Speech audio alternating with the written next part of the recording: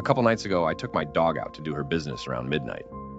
When she stopped to piddle, I looked up at the stars, like I usually do at night during her last walk of the day. There was a large blue light in the sky.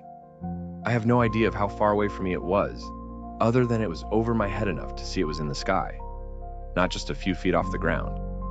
It appeared to be about 2 inches in diameter if you could take a picture from my eyes and measure it. I watched it for just moments before it shot across the sky in a trajectory that appeared to be towards the ground. A neighbor's trees prevented me from seeing further.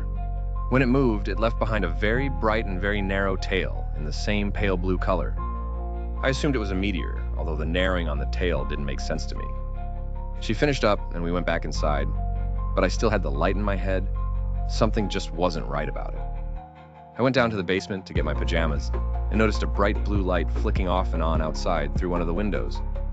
I assumed it was just the lights from our neighbor's house. They happen to have a floodlight on the driveway side of their house that's about a quarter of a notch below being the sun, and sometimes it looks kind of blue to me. On my way to bed, I noticed that flashing from my son's room, which faces the road instead of our neighbor. I go to their door, expecting to see one of them sitting on top of the entertainment center, either playing with a nightlight or the power strip they're plugged into. No one's there, everyone is in bed. The light keeps flashing, apparently coming from the corner where my youngest son's bed is.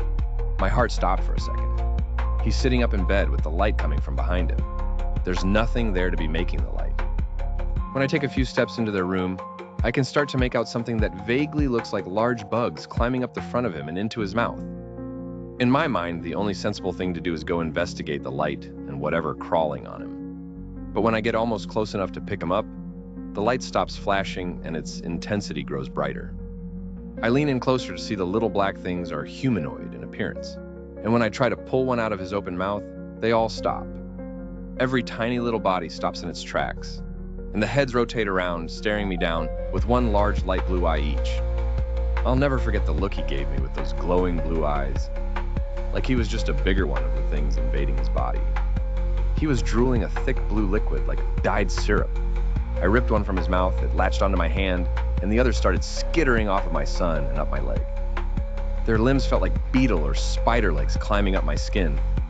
I grabbed and squeezed one after another, each one instantly turned to a fine blue dust with a single hard squeeze. I think I squashed 100 of them before the blue light faded away. I looked down at the carpet. All the dust was gone. The blue liquid was gone, but it looked like he'd been chewing on a blue marker. I gathered up both boys and took them back to bed with me for the night. The next morning, I go to wash the blue stains off of my youngest son's mouth and notice that his eyes are blue.